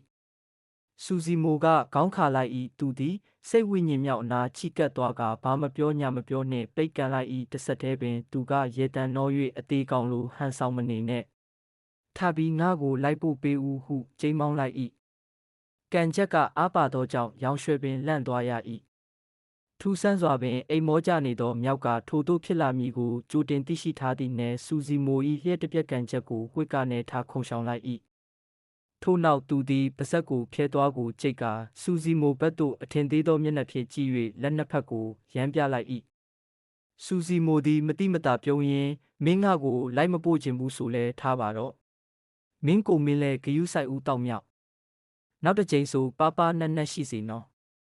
နောက်တစ်ခါကျင့်ကြံသူတွေနဲ့တွေ့ရင်သူတို့လက်ထဲကျဆင်းပြီးတော့အယူလုံးမခံရစေနဲ့ဟုပြောလိုက်၏ဟမ်စိတ်ဝိညာဉ်မြောက်ကနှာရှုံပြီးလက်သီးနှစ်ဖက်ကိုဝေယမ်းပြလိုက်၏အဲ့ဒါဆိုငါသွားတော့မယ်သူသည်စိတ်ဝိညာဉ်မြောက်ကိုကြောခိုင်း၍လက်ပြကရောင်ရွှေနှင့်အတူလှိုင်ကူထဲမှထွက်သွားလေတော့၏ခက်လန်းလန်းသို့ရောက်သောအခါစူစီမိုသည်တစုံတရာကိုအာယုံခံမိလိုက်ပြီးအမတ်တမဲ့အနောက်ကိုပြန်လှည့်ကြည့်လိုက်၏စိတ်ဝိညာဉ်မြောက်သည်လှိုင်ကူရှိ၌မတ်တက်ရက်ပြီးသူ့ကိုစောင့်ကြည့်နေတာကိုမြင်လိုက်ရ၏မနက်ခင်းနေရောက်အောက်တွင်အရက်မြင့်မြင့်နှင့်မြောက်ကြီးတစ်ကောင်သည်အနှဲငယ်အထီးကျန်ဝမ်းနေနေပုံပေါ်လေသည်စူစီမိုလှည့်ကြည့်လိုက်သောအခါစိတ်ဝဲညာဦးမြောက်၏ခံစားနေရသောမျက်နှာအမူအရာကပျောက်ကွယ်သွား၏သူသည်မောက်မာဝင်ကြွားစွာနှင့်ဦးကောင်းကိုမော့ကာလှိုင်ကူအတွင်းသို့ပြန်လှည့်ဝင်ကာပျောက်ကွယ်သွားလေ၏ရောင်ရွှေကသတိထားမိလိုက်ပြီးနောက်ဆုံးတော့လဲသူမင်းကိုနှုတ်ဆက်ရှာပါတယ်ဟုညင်သာစွာပြောလိုက်၏စူစီမိုကတိတ်ဆိတ်စွာနှင့်ခေါင်းကိုငုံထားလိုက်၏ရောင်ရွှေကပင်မင်းသူနဲ့မခွဲချင်ဘူးဆိုလဲဘာလို့သူ့ကိုပါခေါ်မလာခဲ့တာလဲဟုပြောလိုက်၏ခဏမျှတိတ်ဆိတ်နေပြီးနောက်စူစီမိုသည်မော့ကြည့်ပြီးပြုံးလိုက်၏သူသည်ဘာမျှမဖြစ်သလိုဟန်ဆောင်ကာအဆင်ပြေပါတယ်သူ့ကိုအရေးလုံးမနေနဲ့တော့အဲမြောက်ကသူ့ကိုယ်သူအကြီးကြီးမှန်းထားတာသူကကမ်းလန်ယိုမရဲ့ရှင်ဘရင်လှုပ်ချင်နေတာလေသူကတောထဲမှာပဲပေါ်ပါလွတ်လပ်စွာနဲ့အချုပ်နှောင်မရှိပြောချင်တာဟုပြောလိုက်၏ရောင်ရွှေကတူလောင်အိတ်ထဲမှဓားပြန်တစ်ချောင်းကိုထုတ်ကာလေထဲတွင်တက်နေစေလိုက်၏ထို့နောက်သူမသည်တပြန်ပေါ်သို့ခုန်တက်လိုက်ကာစူစီမိုဘက်သို့လှည့်၍လာလေအဲ့ဒါကဒီတိုင်းလမ်းလျှောက်သွားတာထက်စာပိုမြန်တယ်ဟုပြောလိုက်၏စူစီမိုလည်းညင်းမနေတော့ပဲတပြန်ပေါ်သို့ချက်ချင်းပင်ခုန်တက်လိုက်၏ရွှေ့တပြန်ကနေအလင်းတစ်ချက်လက်သွားပြီးသူတို့နှစ်ယောက်သည်လျှက်စီးလိုအမြန်နှုံးဖြင့်တောအုပ်ထက်ဖြတ်တန်းသွားကြလေ၏တပြန်စီးနှင်းချင်းသည်ပေါ်ပါဖြက်လက်ပြီးတော့လွန်စွာကြည့်လို့ကောင်းလာပေသည်လေးလေးတဖြူးဖြူးနှင့်လွတ်လပ်စွာပြန်တန်းရသည့်အရာသာမှဘာနှင့်မျှမတူပေစူစီမိုသည်ထိုအရာကိုအားမကြပါဟုပြောပါကလိန်ရကျနေပေလိမ့်မည်တို့စေကမူသူလျှောက်နေသောလမ်းကတားရဲကျင့်ကြံခြင်းလမ်းကြောင်းဖြစ်၏သူသည်လေထဲမှပြန်ခြင်းလျင်ဦးတိုင်းစီရင်အပိုင်းကိုရောက်ရှိအောင်မြင်သည့်အထိလေ့ကျင့်ရပေမည်အယုတ်အသွင်ပြောင်းလဲခြင်းပြီးနောက်အဲ့ဒီမှာနောက်ထပ်အဆင့်ကြီးလေးဆင့်ကြံသေး၏အယိုးမှကြောစေခြင်းချင်းစီတန့်စင်ခြင်းကိုရင်းအင်္ဂါတန့်စင်ခြင်းနှင့်ဒွါရရှင်းလင်းခြင်းတို့ဖြစ်လေ၏အဲ့ဓာတွေကိုဖျက်ကျော်ဖို့အတွက်ပဲဘလောက်ကြာဦးမလဲသူမပြောတတ်ပေတနစ်ခွဲကြပြီးနောက်ကန့်လန့်မျိုးတို့နောက်တစ်ကြိမ်ပြန်လာရသည်မှာသူ့အတွက်မတူကွဲပြားသောခံစားချက်ကိုပေးစွမ်းနေ၏ရောင်ရွှေ၏တပြန့်ပေါ်မှကန့်လန့်မျိုးကိုအထက်စီးကနေကြည့်ရသောအခါမှဒီမျိုးကသူထင်ထားထက်အများကြီးပိုကြီးကြောင်းစူစီမိုသိရလေ၏သူတို့နှစ်ယောက်ကတိတ်ဆိတ်ချောက်ကပ်နေသောလမ်းကြားလေးတစ်ခုတွင်ဆင်းသက်လိုက်ကြ၏ထိုလမ်းကြား၏အစုံ၌အုတ်နံရံတစ်တိုင်းတစ်ခုသာရှိလေ၏ထိုအုတ်နံရံနာသို့မရောက်ခင်ရောင်ရွှရဲကထိုအုတ်နံရံစီသို့လက်ညှိုးဖြင့်ညွှန်၍စိတ်ဝိညာဉ်ကြီးအနှဲငယ်ကိုထုတ်လွှတ်လိုက်၏ချက်ချင်းပင်အုတ်နံရံပေါ်တွင်ကြည်လင်ထွင်းဖောက်မြင်နိုင်သောရေလိုက်ကတစ်ခုကပေါ်လာလေ၏ရောင်ရွှဲကပြောလိုက်၏ဒါကအစီရင်အခင်းအကျင်းအမျိုးအစားတစ်ခုပဲအဲ့ဒါကပုံရိပ်ရောင်အကာအကွယ်တိုင်းတစ်ခုကိုဖြစ်ပေါ်နေစေတာစိတ်ဝိညာဉ်ကြီးမရှိတဲ့တာမန်မော်ဒယ်တယောက်ဆိုရင်ဒီနေရာကိုရှာတွေ့မှာမဟုတ်ဘူးယတနာကောင်းကင်အယောင်ပြခန်းစီကိုဝင်ရောက်နိုင်တဲ့နည်းလမ်းနှစ်ခုရှိတယ်ပထမကျင့်ကြံသူတယောက်ဖြစ်ရမယ်ဒုတိယယတနာကောင်းကင်တစိပ်ပြားတစ်ခုရှိရမယ်စူစီမိုကခေါင်းညိတ်၍ရောင်ရွှဲနောက်ကနေအုတ်နရံကိုဖျက်၍လိုက်သွားလိုက်၏တစ်ဖက်ချမ်းသည်အတော်ကိုကျယ်ဝန်းတောက်ပသောနေရာတစ်ခုဖြစ်လေ၏မိပွင့်မိခတ်များတစ်ဖြက်ဖြက်တလက်လက်တောက်ပနေသောနန်းတော်တစ်ခုကသူတို့ရှေ့တွင်ပေါ်လာလေ၏ယတနာကောင်းကင်အယောင်ပြခန်းဟူသောစာသားကိုအဝင်ဝကြောက်တိုင်တွင်ရေးထိုးထား၏ယတနာကောင်းကင်အယောင်ပြခန်းဟူသောစာသား၏ညာဘက်အောက်ထောင်နားလေးတွင်ဆိုင်ခွဲဟူသောတေသက်သေးငယ်သည့်စာလုံးလေးကိုလက်ရမြောက်စွာရေးထားသေး၏ယတနာကောင်းကင်အယောင်ပြခန်း၏အဓိကခမ်းမထဲသို့ဝင်လိုက်သောအခါဟိုဟိုသည်ပေါများလှစွာသောခြီစုဖွဲ့စစ်တီတော်များကိုတွေ့ရှိရလေ၏ အဓိကခမ်းမဆောင်သည်ကျင့်ကြံရေးလောကရှိယတနာပစ္စည်းများစွာဖြင့်ပြည့်နှက်နေလေ၏အဲ့ဒီမှာနတ်ဆေးလုံးများအဆောင်လက်ဖွဲ့များကျင့်ကြံရေးဆိုင်ရာလျှို့ဝှက်နည်းစနစ်ကျမ်းများစသည်ဖြင့်လူတစ်ယောက်လိုချင်တတ်မှတ်သောအရာအလုံးရှိနေ၏ကျမနဲ့အပေါ်ကိုလိုက်ခဲ့အောက်ထပ်မှရှိတာတွေကအကုန်လုံးတာမန်ပစ္စည်းတွေကြီးပဲရောင်ရွှေကတိုးတိုးကပ်ပြောလိုက်၏များစွာသောချီစုဖွဲ့စစ်တီတော်များ၏အားကြငင်မောနေသောအကြည့်များအောက်မှာပင်စူစီမိုကရောင်ရွှေနှင့်အတူအပေါ်ထပ်သို့တက်လိုက်၏ဒီနေရာရှိလူအလုံးသိထားကြသည်မှာအခြေတီအဆင့်ကျင်ကြံသူများသာတို့ယတနာကောင်းကင်တစိမ့်ပြားရှိသူများသာယတနာကောင်းအယောင်ပြခန်း၏ဒုတိယထပ်သို့တက်ရောက်ခွင့်ရှိလေ၏သို့တော်လည်းပဲယတနာကောင်းကင်တစိမ့်ပြားကိုရဖို့ဆိုတာအလွန်တရာခက်ခဲလာ၏အဆင့်အနှိမ့်ဆုံးယတနာကောင်းကင်ကြီးတစိမ့်ပြားတစ်ခုကိုရဖို့ဆိုလင်တောင်စိတ်ဝိညာဉ်ကြောက်တုံးများစွာကိုသုံးဖို့လိုအပ်လေသည်ဒုတိယထပ်ရှိကျင့်ကြံရေးလောကဆိုင်ရာယတနာများ၏အရေးအတွက်မှာအောက်ထပ်ကထက်စာရင်လွန်စွာနှဲပါလာ၏တိုးစေကမူအရေးသွေးကတော့တိတိတတ်တာပိုကောင်းလာပေသည်အဲ့ဒီမှာပစ္စည်းများကိုရောင်းချပေးနေသောချီစုဖွဲ့စစ်တီတော်အနှဲငယ်လွဲလျင်အခြားမည်သူများမရှိဘဲတိတ်ဆိတ်ငြိမ်သက်လာ၏ရောင်ရွှေကလွန်စွာလက်ရမြောက်လှပသောရွှေရောင်တစိမ့်ပြားလေးတစ်ခုကိုထုတ်ကာစပွဲခုံကိုတထောက်တောက်နှင့်ခောက်ရင်းမင်းတို့ဆိုင်ရဲ့မန်နေဂျာကိုတွားခေါ်လိုက်ဟုမတိုးလုံးမကျလွန်းသောအတန်ဖြင့်ပြောလိုက်၏အနီးရှိချီစုဖွဲ့စစ်တီတော်မှာကြောက်လန့်မင်တက်သွား၏ပြီးမှသူသည်တတိပြန်ဝင်လာကစီနီယာကျေးဇူးပြု၍ခဏလောက်စောင့်ပါဦးခမရဟုနှလိုစွာပြုံးရင်းပြောလိုက်လေ၏များမကြာမီမှာပင်လုပ်ငန်းရှင်တယောက်လိုဝတ်စားဆင်ရင်ထားသောလူတစ်ယောက်ကကြိုက်ဖြင့်ပြေးထွက်လာလေ၏သူသည်အတော်လေးဝါပိုင်းတော်လဲသူ့လှုပ်ရှားမှုကတော့ပေါ်ပါဖြက်လက်နေလေ၏ရောင်းစရာတွေပါတယ်ရောင်ရွှေကတက်တိုးပင်ပြောလိုက်ပြီးစိတ်ဝိညာဉ်တော်ကောင်သားရေးရာပေါင်းများစွာအမျိုးမျိုးသောဆေးလုံးများနှင့်တပြန့်အနှဲငယ်ထုတ်ပြလိုက်၏စူစီမိုသည်ရှိသမျှအရာအလုံးကိုရောင်းချပြီးစိတ်ဝိညာဉ်ကြောက်တုံးများနှင့်လဲလှယ်ယူဖို့ဆုံးဖြတ်ထားပြီးဖြစ်၏အားလုံးပေါင်းဆိုအစစ်နှိပ်စိတ်ဝိညာဉ်ကြောက်တုံးပေါင်း3080ခုရပါမယ်ခင်ဗျာယတနာကောင်းကင်မန်နေဂျာကတွက်ချက်ပြီးနောက်ချွေးများကိုတုံရင်းပြောလိုက်၏ရောင်ရွှေကလက်ကပြလိုက်ပြီး3100ပေးဟုပြတ်သားစွာပြောလိုက်၏အင်းဒါကရပါတယ်မန်နေဂျာကအနှဲငယ်တုံဆိုင်သွားတော့လဲနောက်ဆုံးသဘောတူလိုက်၏ရောင်ရွှေကတာမန်ထက်ထူးခြားမြင့်မြတ်သောစစ်မြစ်တစ်ခုမှပေါက်ဖွားဆင်းသက်လာတာဖြစ်ရမည်ကိုစူစီမိုရုတ်တရက်နားလဲလိုက်၏သူမ၏လှုပ်ရှားပြုမှုပုံတိုင်းကလှပကြော်ရှင်းတည်သက်ပြီးအားကောင်းသောအော်ရာအပြည့်နှင့်ဖြစ်လေ၏အခုရမယ့်စိတ်ဝိညာဉ်ကြောက်တုံး3100ရဲပျော်ရွှင်ပွဲခုနှစ်ဖော်၏တူလောင်အိတ်ထဲကစိတ်ဝိညာဉ်ကြောက်တုံး900ရဲပေါင်းလိုက်ပါကစူစီမိုတွင်ယခုအခါစိတ်ဝိညာဉ်ကြောက်တုံးပေါင်း4000နီးပါးရှိသွားပြီဖြစ်သည်ဤပမာဏကအစစ်မြင့်ချီစုဖွဲ့စစ်သည်ဒေါ်ရီကြားမှာတောင်အတော်လေးကြွယ်ဝသည်ဟုပြောနိုင်လေသည်ရှင်ဒီစိတ်ဝိညာဉ်ကြောက်တုံးတွေကိုဘလို့သုံးဖို့ရည်ရွယ်ထားလဲရောင်ရွှေကမေးမြန်းလိုက်၏စူစီမိုတွင်သူစိတ်ကူးထားတာတချို့ရှိ၏သူကလေးနက်စွာဖြင့်ကျုပ်လက်နက်နှစ်ခုလိုချင်တယ်လေးတစ်လက်နဲ့စေပါတစ်လက်ဟုပြောလိုက်၏ကမ်းလန်ရိုးမတွင်ချီစုဖွဲ့စစ်တီတော်များနှင့်တိုက်ခိုက်ပြီးနောက်စူစီမိုသည်သူ၏အားနည်းချက်ကိုသိရှိသွား၏အဲ့ဒါကတော့လေထဲသို့သူမပြန်နိုင်ခြင်းပင်နောင်တွင်တပြန့်စီးနှင်းသွားသောချီစုဖွဲ့စစ်တီတော်နှင့်ကြုံကြိုက်သည့်အခါစူစီမိုသည်ထိုသူတို့ကိုလေးနှစ်များကိုသုံး၍တွေ့ရပေမည်စေပါကတော့သူ့ကိုယ်သူကာကွယ်ခြင်းရန်သူကိုတိုက်ခိုက်ခြင်းများတွင်သုံးနိုင်သလိုချီစုဖွဲ့စစ်တီတော်များ၏စိတ်ဝိညာဉ်လက်နက်တိုက်ခိုက်မှုများကိုထိတ်တိုက်ပိတ်ဆို့တားဆီးနိုင်ပြီးရန်သူအနာသို့အလင်းအမြန်ချီကပ်နိုင်လေသည်အဲ့ဒီမှာအစစ်နှိပ်အလယ်လက်အဆင့်တာလွန်အဆင့်နှင့်ထိတ်တန်းအဆင့်စိတ်ဝိညာဉ်လက်နက်များအပြင်စိတ်ဝိညာဉ်လက်နက်တူဟုခေါ်သောနောက်တစ်မျိုးလည်းရှိသေး၏စိတ်ဝိညာဉ်လက်နက်များအစွမ်းထက်ရခြင်းမှာအကြောင်းပြချက်နှမျိုးရှိ၏ပထမတစ်ချက်မှာစိတ်ဝိညာဉ်လက်နက်တွန်းလို့ရာတွင်အသုံးပြုရသောကုန်ကျန်းပစ္စည်းသတ္တုများမှာလွန်စွာရှားပါးအဖိုးတန်သောပစ္စည်းများဖြစ်၏နောက်တစ်ချက်မှာနတ်ပန်းပဲဆရာကအကြိမ်များစွာမီးစေးတန့်စင်ထုနှက်ပြီးအညစ်အကြေးများကိုဖယ်ထုတ်လိုက်သောကြောင့်ထိုလက်နက်ကအလွန်တရာမှကြောခိုင်မာလာလေ၏အရေးကြီးဆုံးတစ်ချက်ရှိသေး၏အဲ့ဒါကတော့စိတ်ဝိညာဉ်လက်နက်များကိုအဆင့်ခွဲရာတွင်မြင်းအပေါ်ရှိစိတ်ဝိညာဉ်အင်းကွက်အရေးအတွက်ကိုကြည့်ရလေ၏အစစ်နှိပ်စိတ်ဝိညာဉ်လက်နက်များတွင်စိတ်ဝိညာဉ်အင်းကွက်တစ်ခုသာပါရှိပြီးပျော်ရွှင်ပွဲကလန်ကလူနှစ်ယောက်၏ဓာများသည်ထိုအဆင့်ဖြစ်လေ၏ရောင်ရွှေ၏တပြန့်ကတော့အလဲလက်အဆင့်စိတ်ဝိညာဉ်လက်နက်ဖြစ်ပြီးစိတ်ဝိညာဉ်အင်းကွက်နှစ်ခုပါရှိလေသည်စိတ်ဝိညာဉ်အင်းကွက်3ခုပါရှိသောလက်နက်ကိုတော့တာလွန်အဆင့်စိတ်ဝိညာဉ်လက်နက်ဟုခေါ်ပြီး4ခုပါရှိသောလက်နက်ကိုတော့ထိတ်တန်းအဆင့်လက်နက်ဟုခေါ်ကြလေ၏ကျင့်ကြံသူများသည်မတိုက်ခိုက်မီလက်နက်အတွင်းသို့စိတ်ဝိညာဉ်ချီမြင်ကိုပို့လွတ်ပြီးစိတ်ဝိညာဉ်အင်းကွက်များကို တောက်ပလင်းလက်လာအောင်အသက်သွင်းရလေသည်လက်နက်ပေါ်တွင်ပေါ်လာသောအင်းကွက်အရေးအတွက်များလေလက်နက်ကပို၍စွမ်းအားကြီးလေဖြစ်၏စိတ်ဝိညာဉ်လက်နက်တုဆိုသည်မှာယင်းကိုပြုလုပ်ရသောကုန်ကျန်းတတုအရေးသွေးကတော့စိတ်ဝိညာဉ်လက်နက်အစစ်၏ကုန်ကျန်းနှင့်အတူတူပင်ဖြစ်၏ဂင်းကိုလည်းပဲနက်ပန်းပဲဆရာကသာတွန်းလုပ်ခြင်းဖြစ်ပြီးကွာခြားသွားသောအချက်မှာယင်းလက်နက်တွင်စိတ်ဝိညာဉ်အင်းကွက်တစ်ခုမျှမပါရှိခြင်းဖြစ်လေသည်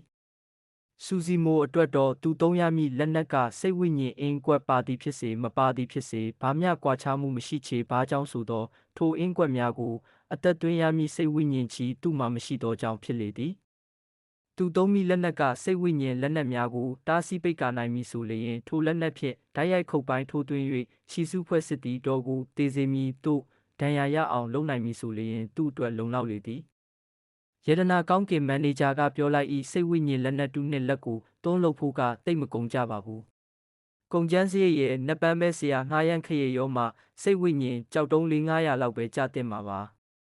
အဲ့ဒါဘယ်လောက်ကြာမှလဲစူမီသားစုကဘေးအန္တရာယ်ကတ်ဆိုးတစ်ခုကိုရင်ဆိုင်ရဖို့တိတ်မကြတော့ဘူးဟုစူစီမိုစိတ်ထဲခံစားနေရ၏ထို့ကြောင့်သူ့တိုက်ခိုက်စွမ်းရည်ကိုတတ်နိုင်သမျှမြန်မြန်တိုးမြင့်ခြင်းနေလေ၏အနည်းဆုံးတော့3ရက်ပေါ်ယတနာကောင်းကင်မန်နေဂျာကပြောလိုက်၏ခွဲခြားပြီးပြောပြရင်လေးကိုက်လောက်တာကလွယ်တယ်ဗျခက်တာကလေးကျိုးပဲရောင်ရွှဲသည်စူစီမို၏ခါးကိုညှို့၍ညင်သာစွာပြုံးရင်းရှင်ခါမှပတ်ထားတဲ့စပားအုံရွကျော်ကလေးကျိုးလှုပ်လို့ရလောက်တယ်ဟုဝင်ပြောလိုက်၏စူစီမိုသည်အခုချိန်ထိတောကောင်သားရည်တစ်ခုကိုပတ်ထားတုံးဖြစ်ပြီးစပားအုံအရွကျော်ကိုခါပတ်လိုခါမှစီးထားလေသည်ရောင်ရွှဲသည်လက်တစ်ဖက်ကစူစီမိုကိုတွန်းထုတ်တစ်ဖက်ကသူမနာခေါင်းကိုပိတ်ကာမြန်မြန်ရေသွားချိုးပြီးအဝတ်စားလေးပါလေးလဲလိုက်ပါရှင်အဲ့ဒါဆိုစပားအုံအရွကျော်ကိုဖြုတ်လာခဲ့လို့ရပြီဟုပြောလိုက်လေ၏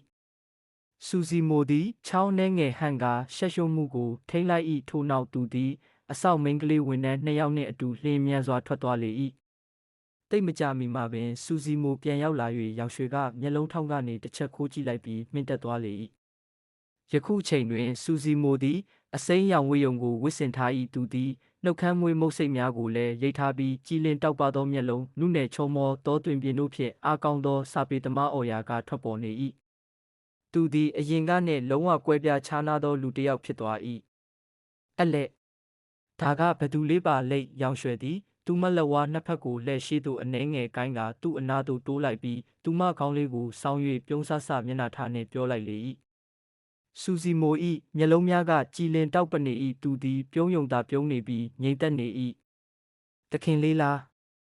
ဟုတ်တာပေါ့ရှင့်ကိုတခင်လေးစုလို့ခေါ်ရမယ်ထင်တယ်ရောင်ရွှဲကပြုံးရင်ဆက်ပြောလိုက်၏စူစီမိုသည်မထိန်ချုပ်နိုင်သောဟန်ဖြင့်လက်သီးဆုပ်လေးစားဟန်ပြကာမယောင်တင်ကကျုပ်ကိုရေစရာလုပ်နေတာပဲဟုပြောလိုက်၏တော်ပါပြီကျမရှင့်ကိုထပ်ပြီးမစားတော့ပါဘူးရောင်ရွှဲကလက်ကပြ၍ဆက်မေးလိုက်၏ကျန်တဲ့စိတ်ဝိညာဉ်ကြောက်တုံးတွေကိုရောဘာလို့ဦးမယ်စဉ်းစားထားလဲ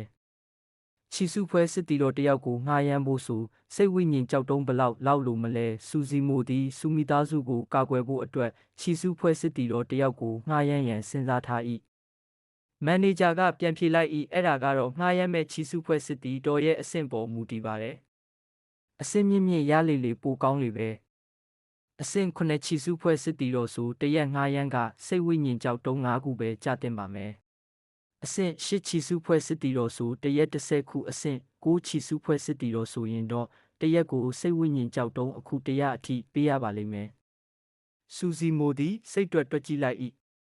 သူ့မှာစိတ်ဝိညာဉ်ကြောက်တုံး3ဝကျော်ကြံသေး၏သူ့အနေနဲ့အဆင့်9ချီစုဖွဲ့စစ်တီတော်ကိုငှားနိုင်ရင်တော့အကောင်းဆုံးဖြစ်၏သို့တော်လည်းပဲသူ့မှာရှိသောစိတ်ဝိညာဉ်ကြောက်တုံးကအဆင့်9ချီစုဖွဲ့စစ်တီတော်ကိုတလလောက်သာငှားရမ်းနိုင်ပေလိမ့်မည်အနေရကဘယ်ချိန်မှပေါ်ပေါက်လာမလဲဆိုတာကြိုတင်မသိနိုင်ပေတစ်ဖက်မှာတော့အဆင့်10ချီစုဖွဲ့စစ်တီတော်ဆိုလျင်စူမီသားစုကိုကာကွယ်ဖို့တစ်နှစ်လောက်ငှားရမ်းနိုင်၏အဲ့ဒါကပိုအဆင်ပြေလောက်၏လေးနက်စွာစဉ်းစားချင်းချိန်ပြီးနောက်ကောင်းပြီလေအဆင့်10ချီစုဖွဲ့စစ်တီတော်ကိုတစ်နှစ်တာအတွက်ငှားမယ်ဟုစူစီမိုကဆိုလိုက်၏ကောင်းပါပြီခင်ဗျာမန်နေဂျာကလက်ဝှေ့ပြလိုက်သောအခါအမျိုးသမီးဝန်ထမ်းတစ်ယောက်ကခေါင်းညိတ်၍ယတနာကောင်းကင်အယောင်ပြခန်း၏ပထမထပ်အဓိကခန်းမဆောင်စီသို့ရှောက်လန်းသွားလိုက်၏ရောင်ရွှဲကရှင်းပြလိုက်၏ယတနာကောင်းကင်အယောင်ပြခန်းမှာအမြဲတမ်းမစ်ရှင်အသစ်တွေရှိတယ် ချီစုဖွဲ့စစ်တီတော်တွေကအဲ့မစ်ရှင်တွေတဲကသူတို့စိတ်ဝင်စားတဲ့တစ်ခုကိုတွေ့တယ်ဆိုရင်ငားရမ်းမဲ့သူနဲ့လာတွေ့လိမ့်မယ်။ mission ပြီးဆုံးအောင်မြင်သည့်အထိလှုပ်ဆောင်ရမည်ဟုသတ်မှတ်ထားသောလုပ်ငန်းတာဝန်တစ်ခုခဏလောက်ရက်တက်နေပြီးနောက်ရောရင်ရွှေကသူမလက်ထဲမှရွှေရောင်တစိမ့်ပြားကိုစူစီမိုလက်ထဲသို့ကမ်းပေးလိုက်ပြီးဒါကယတနာကောင်းကင်ရွှေရောင်တစိမ့်ပြားပဲဒီတစိမ့်ပြားပါတယ်ဆိုရင်ဒီမှာရှိတဲ့ပစ္စည်းအလုံးကိုထက်ဝက်လျှော့ဈေးနဲ့ဝယ်ယူနိုင်တယ်ဟုဆိုလိုက်၏အဲ့လောက်တောင်လာစူစီမိုတုံးလောက်သွား၏ဘေးတွင်မတက်ရက်နေသောယတနာကောင်းကင်မန်နေဂျာကဝင်ရှင်းပြလိုက်၏ယတနာကောင်းကင်တစိမ့်ပြားက3မျိုး3စားရှိတယ်အနည်းဆုံးအဆင့်ကြေးတစိမ့်ပြားကတော့10လျှော့ဈေးနဲ့ဝယ်ယူဖို့အခွင့်ရတယ်ပြီးတော့ငွေတစိမ့်ကတော့20လျှော့ဈေးရမယ်ပြီးရင်တော့ရွှေတစိမ့်ပေါ့ဒီပစ္စည်းကအဖိုးတန်လွန်းတယ်ကျုပ်လက်မခံမရစေနဲ့မန်နေဂျာရှင်းပြတာကိုကြားရပြီးနောက်ဒီပစ္စည်းကဘလောက်အဖိုးတန်လဲစူစီမိုနားလည်သွား၏ယူလိုက်ပါကျမမှာနောက်ထပ်ရှိပါသေးတယ်နောက်ထပ်ညှင်းဆန်နေမည်ကိုစိုးသောကြောင့်ရောင်ရွှေကစူစီမိုလက်ထဲသို့အတင်းထိုးထည့်ပေးရင်ဒီဟာကိုကောင်းကောင်းသိမ်းထားပါအခြားသူတွေမမြင်စေနဲ့မဟုတ်ရင်ပြဿနာတွေမိခိုးကြွလျှောက်လိုက်လာနိုင်တယ်ဟုဆိုကာသတိပေးလိုက်၏စူစီမိုသည်မျက်မှောင်ကျုပ်၍ထပ်ပြီးညှင်းဆန်ဖို့လှုပ်လိုက်သောအခါရောင်ရွှေမျက်နှာကတင်းမာသွားပြီးရှင်ကကျမအသက်ကိုကယ်ခဲ့တယ်ကျမအသက်ကဒီကြီးတက်နေတဲ့ရွှေတစိမ့်လေးလောက်တောင်တန်မိုးမရှိတော့ဘူးလားဟုစကားနာထိုးလိုက်လေ၏စူစီမိုပြောစရာစကားမဲ့သွားလေ၏ဘေးမှရက်နေသောမန်နေဂျာကမျက်လုံးကလည်းနှင့်စိတ်ထဲမှကြိတ်ပြီးပြောနေ၏ကြီးတက်နေတဲ့ရွှေတစိမ့်ပြားတဲ့လားကွယ်မဟာကျိုးအင်ပါယာတစ်ခုလုံးမှာတော့အဲ့လိုရွှေတစိမ့်မျိုး10ခုထက်ပိုမရှိဘူးလေဒီအမျိုးသမီးကအယမ်းရက်ရောတာပဲဒီတော်သားကံကောင်းကောင်လေးကဘယ်ကရောက်လာလဲမပြောတတ်ဘူးဒီအချိန်မှာစူစီမိုမသိနားမလဲခဲ့တာကယတနာကောင်းကင်ရွှေတစိမ့်ပြားရိုးရိုးဆိုလျင်30လျှော့ဈေးသာရနိုင်လေယခုသူ့လက်ထဲကတစိမ့်ပြားမှာတာမန်မဟုတ်ပေယတနာကောင်းကင်အယောင်ပြခန်းမှပစ္စည်းများကိုထက်ဝက်လျှော့ဈေးဖြင့်ဝယ်ယူနိုင်သောရွှေတစိမ့်ပြားကိုပိုင်ဆိုင်သူမိသားစုမှာတစုသာလျှင်ရှိလေသည်သူတို့နှစ်ယောက်ယတနာကောင်းကင်အယောင်ပြခန်းမှပြန်ထွက်လာသောအခါနေ့လည်ခင်းအချိန်ကိုရောက်နေပေပြီစူစီမိုသည်ရောင်ရွှေဘက်သို့လှည့်လိုက်ပြီးဒီနေ့ကူညီခဲ့တဲ့ကိစ္စတွေအတွက်မက်ရှောင်ရွှေကိုကျေးဇူးတင်ရမှာပဲဟုရိုးသားစွာပြောလိုက်၏ရောင်ရွှေလို့ပဲခေါ်ပါဒါကအင်းကောင်းပါပြီစူစီမိုသည်အနှဲငယ်တုံဆိုင်သွားတော်လဲနောက်ဆုံးသဘောတူလိုက်၏ခေါင်းငိတ်နေသောစူစီမိုကိုကြည့်၍ရောင်ရွှေကနှုတ်ခမ်းဆူပြီးမှပြုံးလိုက်ကဒါဆိုကျမလည်းရှင့်ကိုဇီမိုလို့ပဲခေါ်တော့မယ်ဟုချက်ချင်းပင်ပြောလိုက်၏ရောင်ရွှေကစူစီမိုကိုဘေးတိုက်တစ်ချက်ကြည့်လိုက်ပြီးဇီမိုနောက်ထပ်ဘယ်သွားဦးမှလဲဟုမေးလိုက်၏စူစီမိုသည်အလေးအနက်စဉ်းစားလိုက်ပြီးတွန်းလုပ်ဖို့အနံထားတဲ့စိတ်ဝိညာဉ်လက်နက်နှစ်ခုကိုစောင့်ယူဖို့အတွက်ကျုပ်ကမ်းလန်မြို့မှာရက်နဲလောက်နေရအောင်မယ်နောက်ပြီးတော့မစ်ရှင်ကိုထမ်းဆောင်မဲ့အဆင့်8ချီစုဖွဲ့စစ်တီတော့ပေါ်လာမလားကိုလဲတစ်ချက်စောင့်ကြည့်ရအောင်မယ်ဟုပြောလိုက်၏စဉ်းစားပြီးနောက်ရောင်ရွှေကကြမကတော့ဂိုင်းကိုပြန်ရမယ်ကျမရှင်နဲ့အဖော်ပြုမပေးနိုင်တော့ဘူးဟုဆိုလိုက်၏ချောမွေ့တဲ့ခရီးစဉ်ဖြစ်ပါစေကံမကုံသေးရင်တော့ပြန်ဆောင်ရသေးတာပေါ့ဟုဆို၍စူစီမူကခေါင်းညှိပြလိုက်၏ရောင်ရွှေသည်တပြက်မော်ခုန်တက်လိုက်၏သူမသည်ယတနာကောင်းကင်အယောင်ပြခန်းမှထွက်ခွာတော့မိဆဲတွင်ရုတ်တရက်နောက်ပြန်လဲကြည့်လိုက်ပြီးနှစ်လိုဖွဲပြုံးနှင့်ကံကကုံသွားပြီဆိုရင်တော့ငါတို့တေချာပေါက်ပြန်ဆောင်ရအောင်မှာပါဟုပြောပြီးတပြက်ကိုစီးကထွက်ခွာသွားလေတော့၏စူစီမိုလည်းတိတ်ထွေထူးစဉ်းစားမနေပဲယတနာကောင်းကင်အယောင်ပြခန်းမှထွက်ခွာလိုက်ကနေဖို့အတွက်တဲခုခန်းတစ်ခုကိုရှာဖွေလိုက်လေ၏3ရက်ကြာပြီးနောက်မြို့ဝင်မင်းအိမ်တော်တွင်ဝင်းပလွေအဆောင်တယောက်ဖြစ်သောကိုးကန်သည်အထဲသို့ဝင်လာပြီးရိုးကျိုးစွာဖြင့်ဥညွတ်လိုက်၏သူကလေတံတိုးတိုးဖြင့်ပြောလိုက်၏မြို့တော်ဝင်အရှင်ကျတော်မျိုးလက်အောက်ကအဆောင်တယောက်ကမြို့ထဲမှာစူစီမိုကိုတွေးခဲ့တဲ့ထူးခြားတာတစ်ခုကဒီကောင်လေးကမြို့ထဲမှာရုတ်တရက်ဆိုသလိုပေါ်လာပြီးမြို့ထဲသူဝင်လာတာကိုဘယ်သူမှမမြင်ခဲ့ကြဘူးတဲ့ကမ်းလန်မြို့ဝင်မင်းလောချမ်းဝူကခေါင်းညှိလိုက်ပြီးငါတို့တတိမထားမိလိုက်တာဖြစ်လိမ့်မယ်အဲ့ဒါကကိစ္စမရှိပါဘူးငါလဲဒီသတင်းကိုရထားပြီးသားသူကိုစမ်းသပ်ဖို့အတွက်လူတစ်ယောက်ကိုတောင်လွှတ်လိုက်ပြီးငါတို့ကသူ့ကိုအတုံးချပြီးလူတက်ချင်တာဆိုတော့ငါတို့သုံးမဲ့ဓာတ်ကဘလောက်ထက်လဲအရင်စမ်းကြည့်ဖို့လိုတာပေါ့ဟုပြုံးဆဆနဲ့ပြောလိုက်၏ကျွန်တော်ကြားမိတာတော့တိတ်မကြခင်တုန်းကစူဟုံကရန်တိုင်းပြည်မြို့တော်ကနေတေလူနီးပါးတန်ရာတွေနဲ့အသက်ပေးလူပြေးလာခဲ့ရတယ်လို့ပြောကြတယ် 16နှစ်လောက်ပြင်ဆင်လာခဲ့ပေမဲ့လည်းနောက်ဆုံးတိုက်ပွဲတစ်ပွဲတည်းနဲ့အားလုံးကတဲတဲရီသွန်ဖြစ်သွားတာပဲအခုဆိုရန်တိုင်းပြည်မြို့တော်ကအဆောက်တွေတင်းကျပ်စွာချထားပြီးရန်ဘရင်ဘေးနားမှာခြိစုဖွဲ့စစ်တီတော်တွေအများကြီးပဲစောင့်နေကြတာ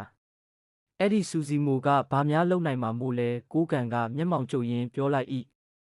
လောထန်းဝူကပြုံးရင်းပြောလိုက်၏စူဟုံကသူ့လက်အောက်မှာမဟူရချက်ဝတ်မြင်းစည်းစစ်တပ်ရှိတယ်သူကအစွမ်းအစရှိသလိုရီမန်းချက်လဲကြီးတယ်အဲ့ဒါကြောင့်သူ့ရဲ့လှုပ်ကြံတက်ဖြတ်မှုကတနေ့မှကြာရောက်လာနိုင်တယ်ဆိုတာကိုရန်ဘရင်ကမျှော်လင့်ထားပြီးသားဒါပေမဲ့ဒုတိယသခင်လေးစုကတော့မတူဘူးဘသူကမှသူ့ကိုချိန်ချောက်မှုတစ်ခုလို့မမြင်ကြဘူးသူ့ရဲ့တရှိမှုကလစ်လျူရှုခံရလေလေအဲ့ဒီလူရဲ့လှုပ်ကြံတက်ဖြတ်မှုကအောင်မြင်ဖို့အခွင့်များလေလေပဲမဟုတ်လား